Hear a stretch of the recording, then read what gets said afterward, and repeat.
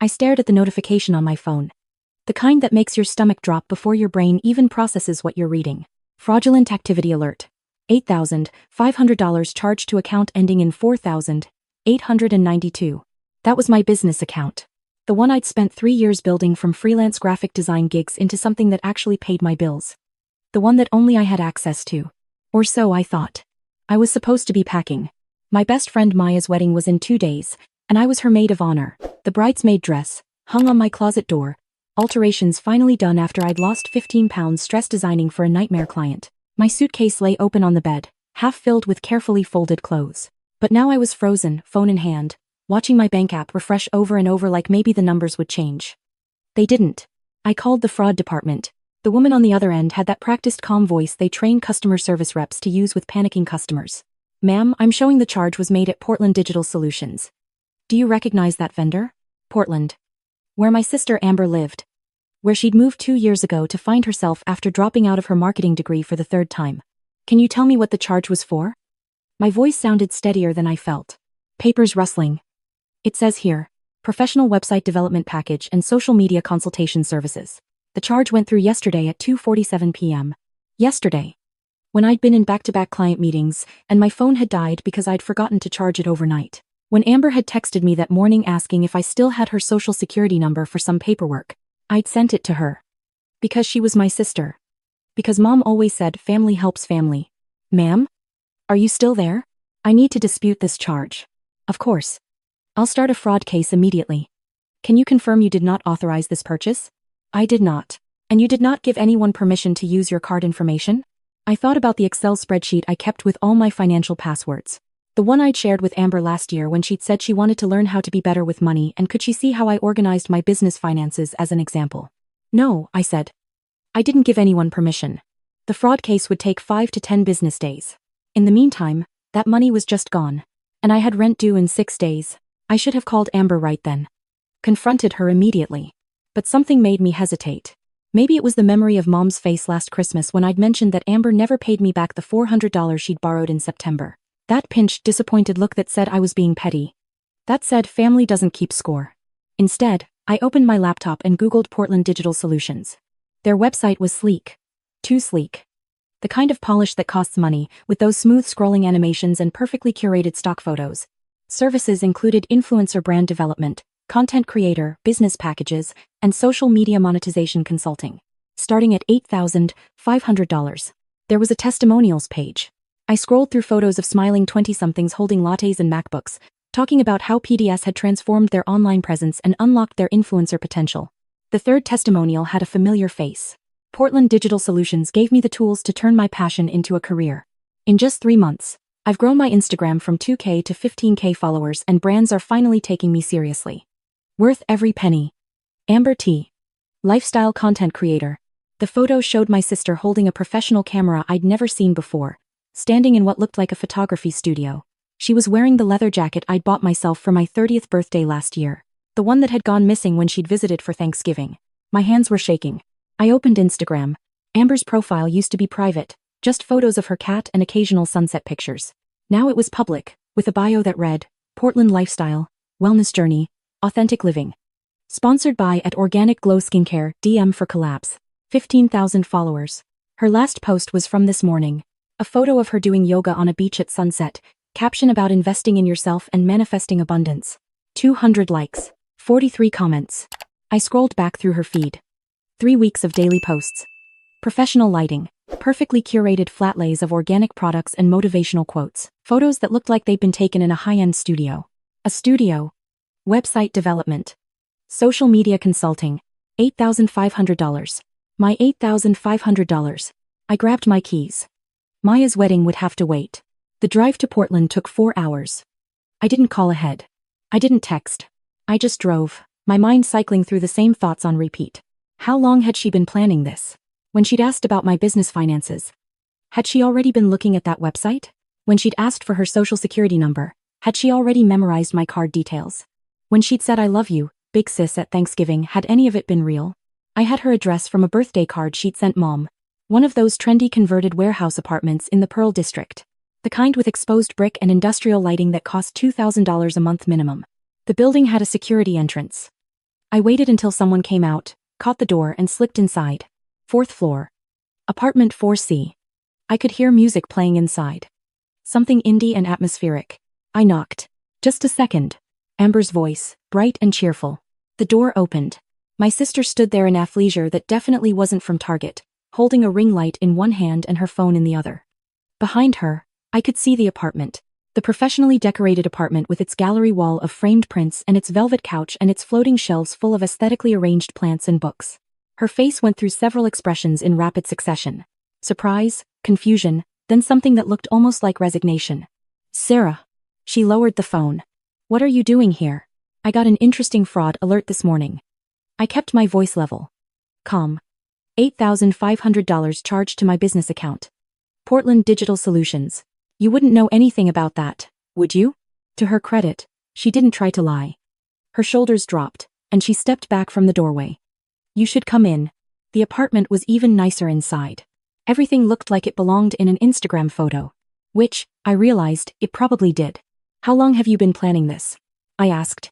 Amber set down the ring light and phone, then turned to face me. It's not what you think. You stole $8,000 from me. That's exactly what I think. I borrowed it. Her voice had that defensive edge I recognized from our teenage years. I was going to pay you back once I started making money from this. You stole my credit card information and charged your business expenses to my account without asking. That's not borrowing. That's fraud. I knew you'd say no if I asked. The words burst out of her. You always say no. Because you never pay me back. Amber. The $400 from September. The $300 from July. The $600 before that. You have literally never paid me back a single dollar you've borrowed. Because I'm trying to build something. She gestured around the apartment. Do you know how hard it is to make it as an influencer? You need to invest in yourself. You need professional equipment, professional content, a cohesive brand. You can't just post iPhone photos anymore and expect to grow. So you invested my money. Into your brand. I knew you wouldn't understand. She crossed her arms. You've always had everything figured out. Perfect, Sarah with her perfect little business and her perfect little life. You don't know what it's like to struggle to find your path. I almost laughed. I don't know what it's like to struggle? Amber. I worked 2 jobs while finishing my degree. I freelanced for 3 years, eating ramen and living with 2 roommates in a basement apartment, before my business became stable. I know exactly what it's like to struggle. Yeah, well, some of us didn't get the good at everything gene. This isn't about genetics. This is about you stealing from me. I told you, I was going to pay you back. Her voice rose. The agency said I'd start getting brand deals within 3 months. Organic Glow already sent me free products. I'm building something real here. With my money. It's just money, Sarah. Family is more important than money. And there it was. The same line Mom had been feeding me my entire life. Family doesn't keep score. Family helps each other. Family is more important than money. I pulled out my phone and opened my banking app. Showed her the screen. This is my business account. Do you see this balance? This is what I have to pay rent, which is due in 6 days. This is what I have to buy groceries. This is what I have to keep my business running, so I can pay my health insurance and my car payment and every other bill that doesn't care about family dynamics. Amber glanced at the screen, then looked away. So, file your fraud claim. Get your money back. The investigation takes 5 to 10 business days. My rent is due in 6. I don't know what you want me to do about it. I already spent the money. I stared at my sister. Really looked at her. The professionally blow-dried hair. The expensive athleisure. The apartment that cost more than my monthly income. The ring light and the camera and the aesthetic lifestyle she'd built. With my money. How are you paying for this place? I asked. Something flickered across her face. What? This apartment. It's at least $2,000 a month. How are you paying for it? I have savings. No, you don't. You've never had savings. So how are you paying for it? The silence stretched between us. Amber. How are you paying for this apartment? She bit her lip. Looked away. Mom's been helping. Mom. The woman who lived on a fixed income. Who'd been talking about selling her house because she couldn't afford the property taxes anymore. Mom has been paying your rent. She offered. She said she wanted to support my dreams. How much? That's between me and Mom. I pulled up Mom's number. Amber's eyes widened. What are you doing? Calling Mom. Sarah, don't. Mom answered on the 3rd ring. Hi, sweetheart. I wasn't expecting to hear from you until after the wedding. How are preparations going? Mom, how much money have you been giving Amber? A pause. What? Amber's rent. How much have you been paying? Another pause, longer this time. That's between me and your sister. Mom. Please. How much? A sigh. 2,000 a month. But honey, it's my money to do with as I please. Amber needed help getting on her feet. And, for how long? What? How long have you been paying her rent? About 18 months now, but Sarah, she's really trying to make something of herself. 18 months. 2,000 a month. $36,000. I thought about the conversation we'd had at Thanksgiving, when Mom had mentioned she was having trouble with the property taxes. When I'd offered to help, and she'd said no, she'd handle it. She didn't want to be a burden. While she was sending Amber $2,000 every single month. Does she know? I asked. Does who know what? Does Amber know you're struggling to pay your property taxes? Silence. Mom, she has her own challenges, Sarah. I didn't want her to worry. But you took money from me when I offered to help with the taxes. That was different. You insisted. I had insisted. After she'd mentioned it 3 times. After I'd finally dragged it out of her that she'd been considering selling the house she'd lived in for 30 years. I'd sent her $5,000. Money I'd saved for a new computer I desperately needed. Money I'd been setting aside for months. When? I asked. What? When did I send you that money? What month? I don't remember exactly. September, I think? Why does it matter? September. The same month, Amber had borrowed $400 she'd never paid back. I closed my eyes. Did you give that money to Amber? Sarah, I really don't think. Did you give my $5,000 to Amber? The silence was answer enough. Oh my God. The words came out as barely a whisper. She needed it. She was behind on rent, and they were going to evict her, and I couldn't just let my daughter end up on the street. So you took my money. The money I gave you for your property taxes. And you gave it to Amber for her rent on an apartment she can't afford while she plays influencer with my stolen credit card. It wasn't stolen. Yes, Mom. It was. She committed fraud. She used my card without permission. That's literally the definition of theft. Family doesn't press charges against family, Mom said, and her voice had that sharp edge I recognized, the one that meant I was being difficult. Being dramatic. Being ungrateful. I have to go, I said. I'll call you later. I hung up before she could respond. Amber was watching me, her expression unreadable. So now you know. Now I know. I looked around the apartment again. 18 months of Mom's money. $8,000 of mine. How much more? Amber, how much more has this lifestyle cost? I'm building a brand. You're building a fantasy. The words came out harder than I meant them. You're playing dress up with other people's money while Mom struggles to keep her house and I work 60-hour weeks to keep my business afloat. You've always been jealous that Mom loves me more. The accusation hung in the air between us. So casual. So matter of fact. Is that what you think this is? I asked. Jealousy? You've always been the golden child. The responsible one.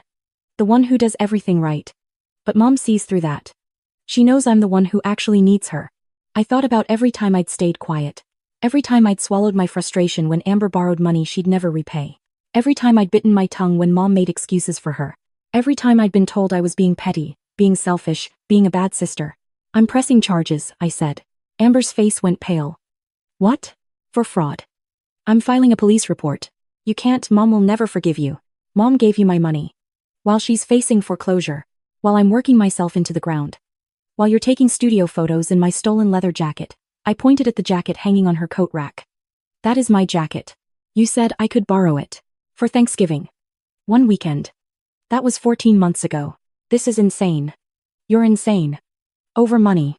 This isn't about money, Amber. This is about you stealing from me and not even having the decency to feel bad about it. This is about you taking from Mom while she's struggling and calling it love.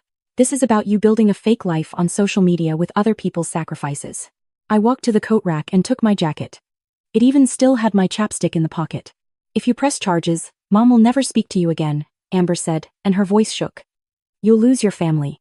I stopped at the door, turned back to look at my sister in her expensive apartment with her ring light and her aesthetic plants and her 15,000 Instagram followers. I already did, I said. The drive home was a blur. I cried somewhere around Eugene, pulled over at a rest stop and just sat there sobbing in my car like a crazy person. A truck driver asked if I needed help. I said I was fine. I wasn't fine. I filed the police report from my phone in the parking lot. Sent all the screenshots and transaction records. The officer who took my statement was sympathetic but not hopeful. Family fraud cases are tough, she said. If she has access to your information and you gave her that access at some point, it gets murky. You'll want to freeze your credit and change all your passwords. I spent the rest of the drive home making a mental list. Credit freeze. Password changes. New bank account. Security questions. Every place Amber might have access. My phone rang 15 times. Mom. Amber. Mom again. I let them all go to voicemail. Maya called as I was pulling into my driveway. Hey. Just confirming you'll be here tomorrow for the rehearsal dinner. You're still coming, right? I'd forgotten. Completely forgotten. Maya, I'm so sorry. Something came up with my family. Is everything okay? The concern in her voice almost broke me. Not really. But I'll be there tomorrow. I promise. Do you need to talk? I did. Desperately. But not yet. Not until I'd processed what had just happened. After the wedding, I said. I'll tell you everything after the wedding, okay? But Sarah? Whatever it is, I'm here. Okay? I know. Thank you. I hung up and sat in my car, staring at my apartment building. My modest, affordable apartment building where I'd lived for 4 years. Where I'd built my business working from a fold-out desk in my living room. Where I'd celebrated small victories and cried through big setbacks and slowly, painfully, built something real. Something I'd built myself. With my own money. My own work. Not stolen. Not borrowed. Mine. Inside, I started going through everything.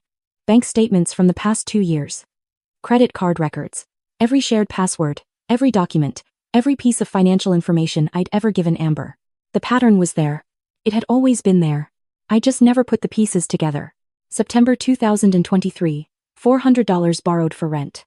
Same week, I'd sent her my password manager login so she could see how I organized my business finances.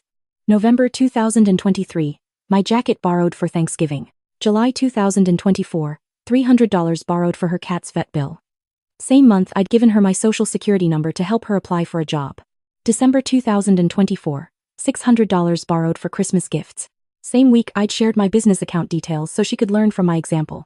January 2025, $8,500 charged to my business account for her influencer package. She'd been planning this for months. Maybe longer. Every borrowed amount a test. Every shared password a key. Every moment of trust a vulnerability to exploit. And I'd let her. Because family helps family. Because I was the responsible one. Because keeping score was petty. My phone buzzed. A voicemail from Mom. Sarah Elizabeth. I cannot believe you would threaten your own sister with legal action over money. After everything we've done for you. After I raised you and supported you and loved you. This is how you repay me. By tearing this family apart. Your father would be so disappointed. My father. Who'd died when I was 19. Who'd never met the person I'd become. Who'd loved Amber and me equally, without conditions, without scorekeeping, without this endless tally of who owed what to whom. Who would probably be disappointed in all of us. I deleted the voicemail without listening to the rest. Over the next week, things happened in a strange, surreal sequence. The bank investigation concluded. They found evidence of fraud, refunded my money, and flagged Amber's information in their system. The police investigation went nowhere, as predicted, but at least it was documented. Maya's wedding was beautiful. I cried during the vows, and not just because my best friend was getting married. She noticed. Later, at the reception, she cornered me at the bar. Okay, she said. Spill. So I did. All of it. The money, the apartment, Mom's property taxes, the Instagram lifestyle built on stolen credit. Maya listened without interrupting. When I finished, she was quiet for a long moment. What are you going to do? She asked finally. I don't know. I can't keep giving her money. I can't keep being the responsible one who sacrifices, so she can play pretend. But she's my sister. She's also someone who stole from you. Who let your mom struggle while she lived in luxury? Who never once said thank you or I'm sorry. I know. Do you? Maya leaned forward. Because from where I'm sitting, you're already trying to talk yourself into forgiving her. Into making excuses. Into being the bigger person. She wasn't wrong. What if Mom never speaks to me again? I asked. Then that tells you everything you need to know about what you mean to her. The words hit harder than I expected. A month later, I got a text from an unknown number. When I opened it, I saw it was Amber.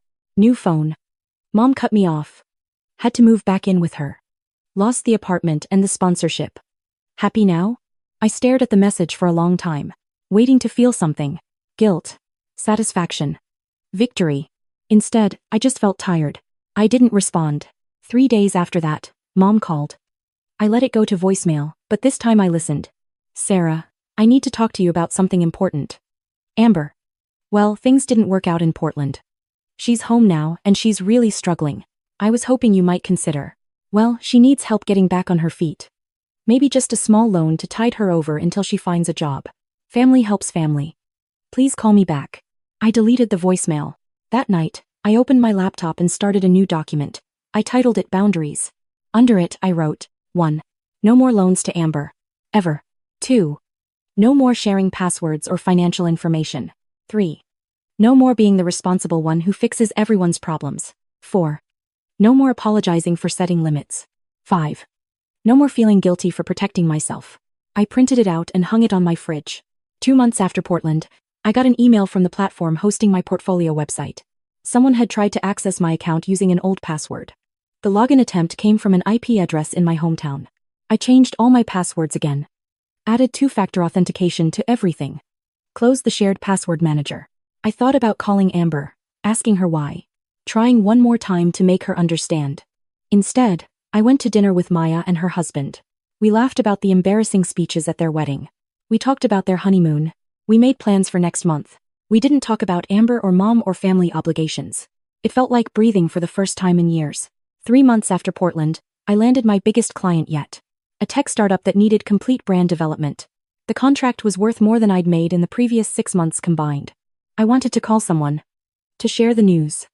To celebrate. I called Maya instead of mom. She screamed so loud I had to hold the phone away from my ear. We're going out, she announced. Tonight. Expensive dinner. You're buying because you're rich now. I'm buying drinks because I love you. At dinner, my phone buzzed. Mom's number. I silenced it and put the phone face down on the table. You okay? Maya asked. Yeah, I said. And I meant it. 6 months after Portland, I saw Amber's Instagram had gone private again. Her bio was back to basics. No mention of lifestyle content or brand partnerships. Just her name and a locked account with 347 followers. I didn't feel victorious.